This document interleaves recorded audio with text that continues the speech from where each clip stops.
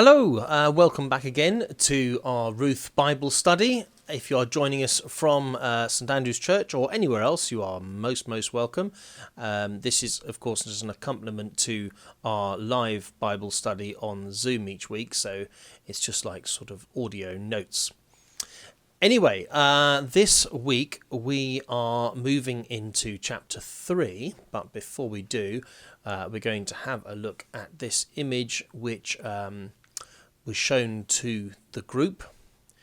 This is from the tripartite Mazor.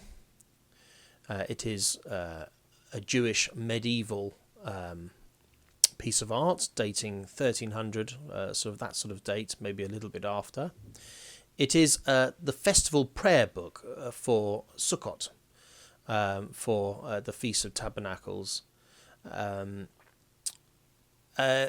And it's German right, including sort of, it has sort of biblical readings, all that sort of thing. And of course, this is depicting the story of Ruth. Now, often early monastic, ascetic, religious art would depict humans with animal heads so as not to break the commandment of making a graven image. You might have sort of heads that were deliberately turned, or even sort of heads with helmets on, anything to sort of cover the face. But later, it just became women whose faces were obscured or changed. And there are various different sort of heads that you might have. The deer, if your head was a deer, that would stand for sort of gentleness and piety and devotion. And also, when the Jewish community was persecuted, the deer became a sort of a symbol of the hunted and the persecuted in that way. Also, bird heads were very common, maybe the most common. I'm not entirely sure why in that case. Maybe birds were associated with women in some way. And then unclean animals, like predators, were generally sort of evil or dangerous, not to be trusted. So if you had a predator head, then you were probably depicted as a sort of a baddie of some sort.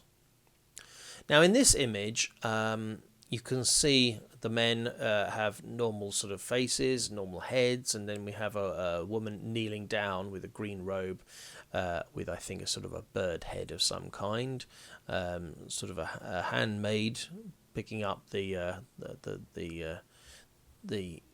grain and bundling it all and all that sort of thing. Over on the right, I would imagine that is almost certainly Naomi, possibly as a deer, possibly showing that sort of faithfulness and piety. She's sort of pointing upwards towards heaven, towards God, possibly signalling us towards the sort of providential elements of the story. And then we have a Ruth who is dressed in red, and she appears twice, both times on the left-hand side of the tableau, and she is depicted as a cat, which is very interesting. Cats, like I said, in Judaism were an unclean predator animal, so we would be wary of them.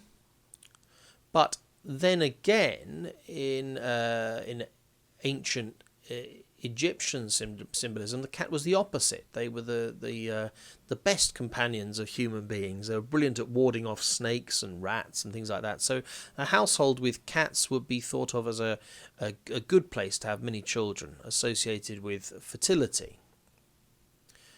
By this time, the medieval period, of course, cats start to become associated with witchcraft and things like that. And more generally, in sort of European folklore, the cat is associated with female sexuality. Various sort of cat names appear in French and English and are given sort of female genitalia and things like that. So we are looking sort of at a cat among the pigeons. the cat being sort of possibly a creature that finds its way in the dark in the night time, which is when they're most active, and of course that is when Ruth heads to the threshing floor. Also, the cat eats the scraps off the table, sort of like Ruth the gleaner. Whatever the case, in this image, Ruth has this double otherness, which is very helpful because that's what we see very much in the story. She is a woman, which puts her at various disadvantages at the time, but not just a woman, but a foreign woman, and a foreign woman from a very particular place that comes with all sort of preconceptions and stereotypes and all that sort of thing. So that image is worth us holding in mind as we then work our way into chapter 3. So I'm going to read it as we go along. Naomi, her mother-in-law, said to her, "My daughter, I need to seek some security for you, so that it may be well with you. Now here is our kinsman Boaz, with whose young women you have been working. See, he is winnowing barley tonight at the threshing floor.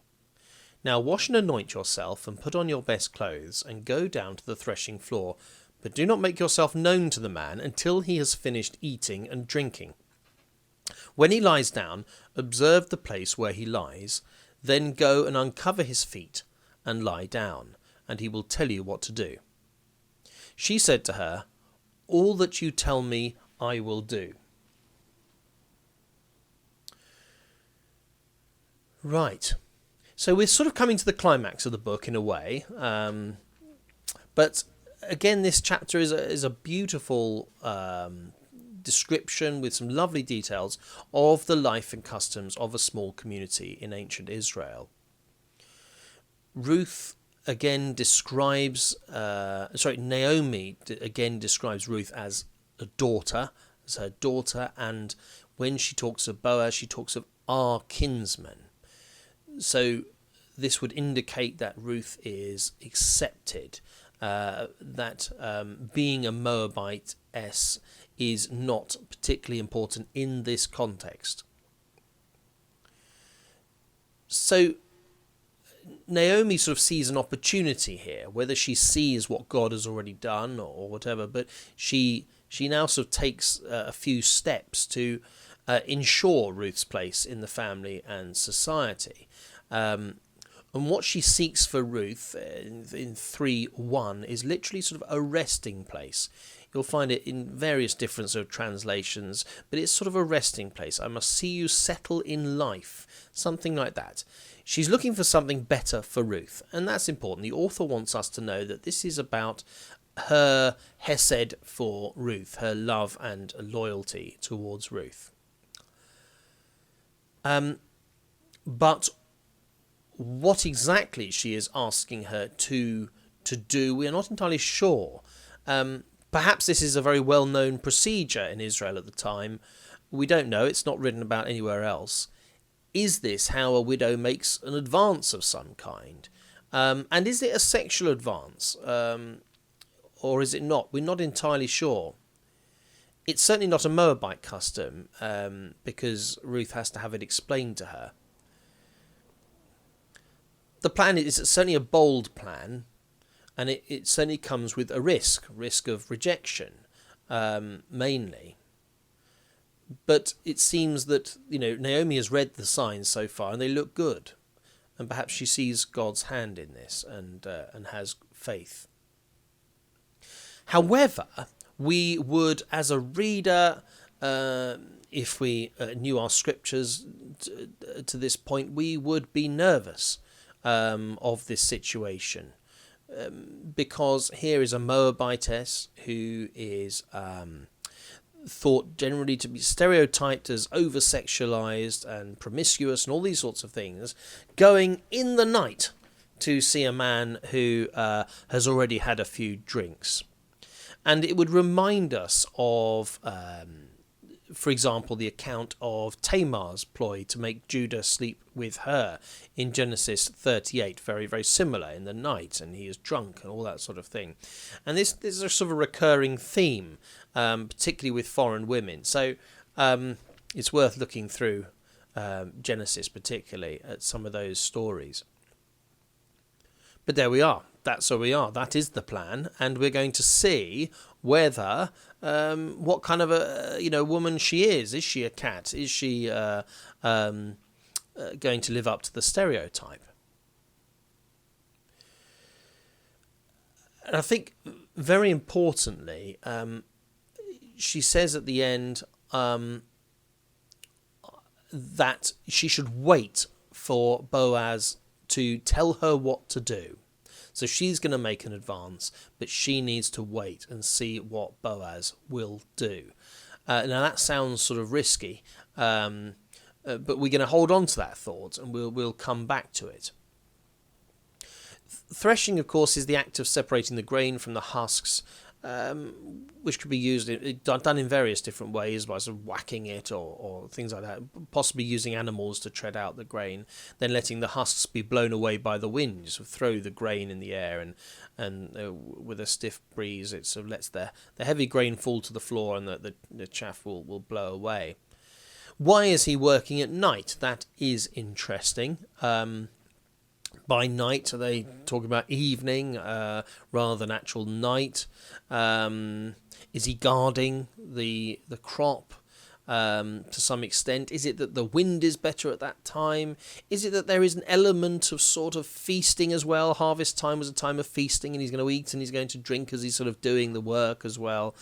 Or does it just show the sort of the urgency of the harvest, that you've got to work through the night as well? We are, of course, left with the question how Naomi knows that Boaz is sort of winnowing tonight, and alone probably. We don't know. Of course, never in the account do Naomi and Boaz actually meet. But as we go through, we get a greater flavour that they must have done, or they know of each other pretty well. So there we go. Sounds like a plan. The other thing that's interesting is the threshing floor would normally be higher up, because that's where the wind would be. And we're told that they come down to the threshing floor from Bethlehem, but probably just because Bethlehem was also high up, and so that's one of those things. I don't think it's got any other significance. And she's told to dress up in her very best clothes, or possibly better translated as best cloth, as singular, and perhaps that's a sort of a covering, so she can go about at night and maybe not be sort of recognised. Maybe that's reading too much into it. She's certainly dolling herself up, as we might say. We might wonder where she's got these best clothes from, or how best they are, really, given that they seem to be living in extreme poverty at the moment. And then, of course, waiting for Boaz to have a little drink, a bit of sort of Dutch courage as well, perhaps, sort of help things over the line. And then this interesting thing about uncovering feet. As we said, it may be that this is part of a ritual, and this is how you go about making an advance as a widow. We don't know for sure. A lot of biblical scholars have said over the years that it's probably a euphemism, and actually it's not feet that's being uncovered, it's private parts, and there's some possible evidence of that. Exodus 4:25, you can have a look at that. That is, we think, definitely euphemistic, that passage. But Zipporah took a flint and cut off her son's foreskin and touched Moses' feet with it and said, "Truly you are bridegroom of blood to me." I don't think it is a euphemism. I think that is the very point. I think that we might assume it is because she is a Moabite, and we're thinking surely this is going to get sexual, but I don't think that is how it runs the story at all, and we'll come to that in a moment. The other suggestion is that it is simply you uncover the feet because as someone's asleep, it is the best way to wake them up gradually and without great sort of fright or surprise. As your feet get cold, you just naturally sort of wake up, and it's a nice gentle way of doing that. But certainly being at his feet would be a sort of position of humility, as the sort of petitioner. Okay, I think we will move on. So she went down to the threshing floor and did just as her mother-in-law had instructed her. When Boaz had eaten and drunk, and he was in a contented mood, he went to lie down at the end of the heap of grain. Then she came quietly and uncovered his feet and lay down. At midnight the man was startled and turned over, and there lying at his feet was a woman. He said, "Who are you?" And she answered, "I am Ruth, your servant. Spread your cloak over your servant, for you are next of kin." He said, "May you be blessed by the Lord, my daughter. This last instance of your loyalty is better than the first. You have not gone after young men, whether poor or rich, and now, my daughter, do not be afraid. I will do for you all that you ask, for all the assembly of my people know that you are a worthy woman. But now, though it is true that I am a near kinsman, there is another kinsman more closely related than I. Remain this night, and in the morning, if he will act as next of kin for you, good, let him do so. If he is not willing to act as next of kin for you, then, as the Lord lives, I will act as next of kin for you. Lie down until the morning." So as I said before, harvest was a sort of a time of feasting and eating and drinking well. It follows that he has done those things. Harvest is also a time associated with fertility and fertility rites. So again, this is getting a little bit Mills and Boone at this point, or we think so anyway. She came quietly, means sort of softly, really, rather than privately. She came quietly, it means softly. I think that ties in with the uncovering of the feet and a sort of a soft sort of a waking up. The impression is that he had probably slept for a while before he is woken. And it's no surprise, really, that he trembles and he is, with sort of fright because, someone is suddenly there in the middle of the night. I think that is the natural response. It's probably too dark to see exactly who it is as well. So he asks, who is this? Who are you? And that "who are you" could be read a little bit like sort of we would say, "Who goes there?" Is she sort of friend or enemy? And "who are you" and "who goes there," friend or enemy, that's very much what we want to know at this point. We are desperate to know what kind of a cat Ruth is. Is she what we expect from a Moabite, or is she going to do something quite different? Can Moab be a friend or enemy, or only an enemy to Israel? Well, first of all, she shows that humility again. It is your servant, your handmaid. But that also shows, I think, not just humility, but a sort of an elevated status and her availability for marriage as well. Now, remember, Naomi told Ruth to wait for Boaz to tell her what to do. But what happens? Ruth wades straight in there and essentially tells Boaz what she needs him to do. And that is very sort of... that's impressive. She's very sort of empowered. This is a strong and assertive woman. She doesn't seduce him, as we would possibly expect, given our knowledge of people from Moab. She makes an appeal to his ethics instead. And she makes it very, very, very clear in her very first words to Boaz, when she says, "I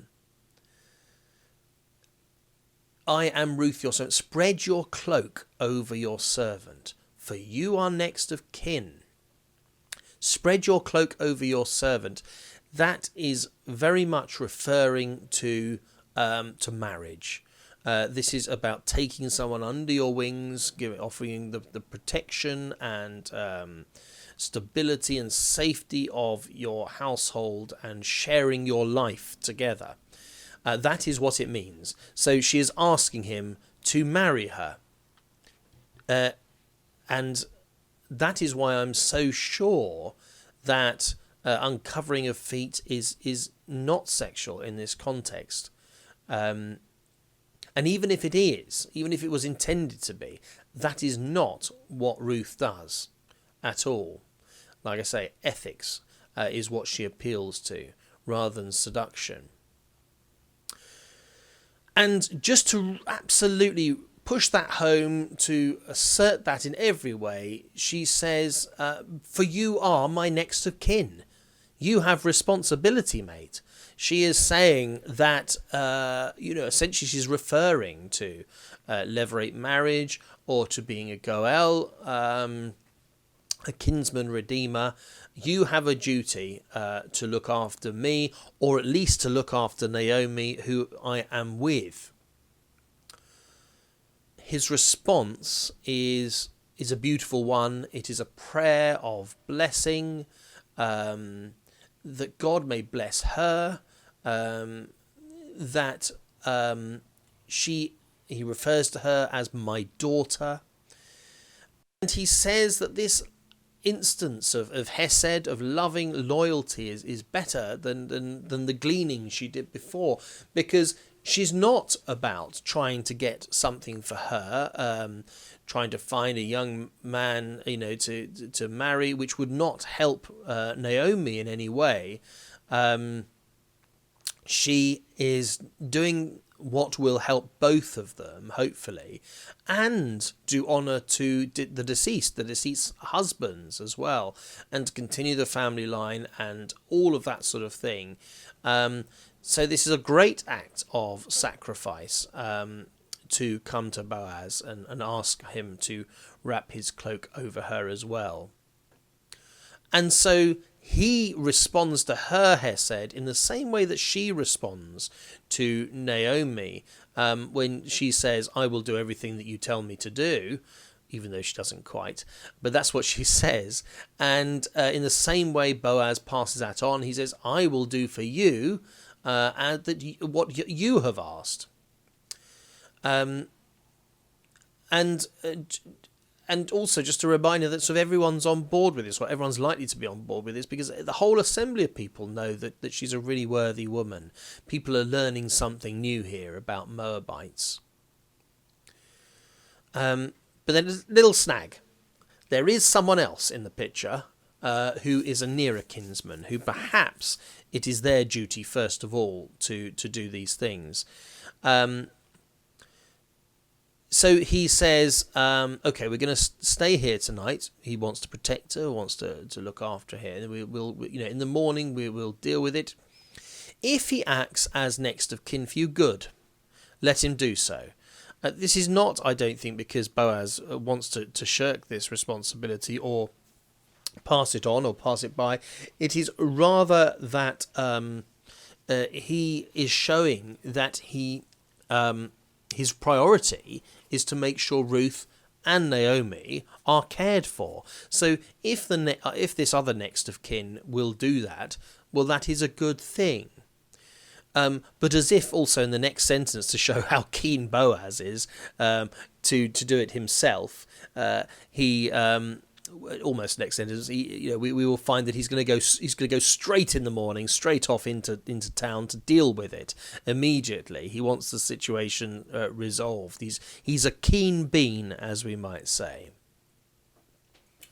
The other thing I think we need to say about Boaz is that he handles the whole situation like a gentleman, not an old fool or a village lout or anything else.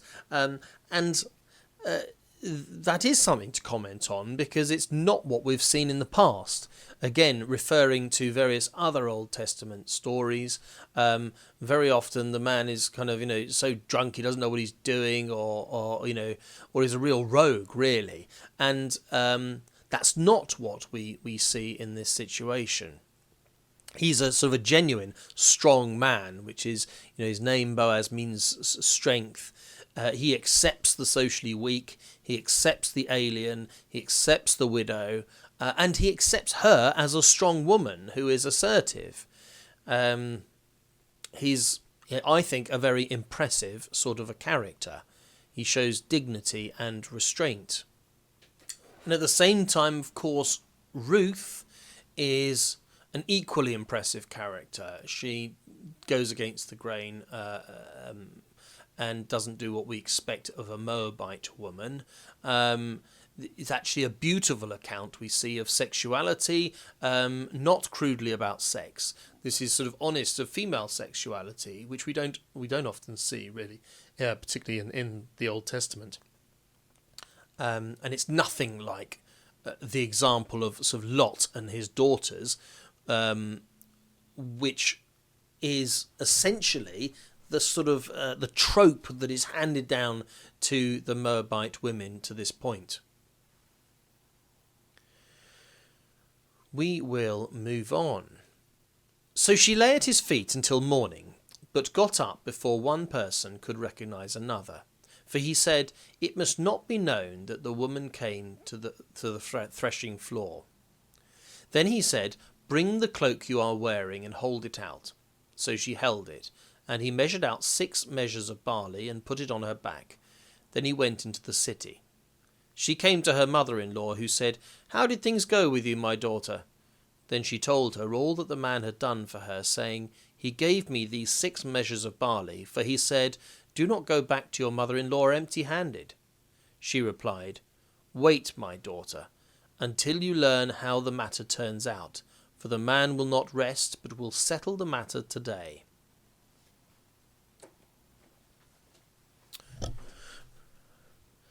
Right, so they've obviously got up early, and Boaz says it's not good that people know that you came from the threshing floor. And that may be because people might expect that this was simply a sort of a sexual encounter, but also there is a law that if a man sleeps with a Gentile, he cannot then engage in levirate marriage of any kind. So the rumour would be enough possibly to sort of scupper the whole thing. And then he thinks immediately of Naomi, and that's how we see that this, it's not simply about the two of them at all. It's about the passing on of hesed and loving kindness. And indeed, we think sort of that, that they need Boaz to both accept levirate marriage and to be a kinsman redeemer, a goel, because otherwise one of the two women will not get what they need from the situation. He has to take on both of them so that everything works well for all. So he gives her an enormous amount of barley, so big that he has to put it onto her back. And then he heads to the city, because the city is where he can get this resolved. He can get the matter sorted. Meanwhile, Ruth has returned to Naomi, and she's asked how it went. And of course, this has been an excellent night at the threshing floor. Naomi's days of coming home empty are gone. Wonderful abundance is being heaped on her. And again, we get this flavour that Naomi must must know, certainly she knows the customs, but she must know Boaz in some sense as well, because she knows that he will settle it today. So, again, we end on a cliffhanger, and that's it for this session. There will be one more. Thank you very much for listening.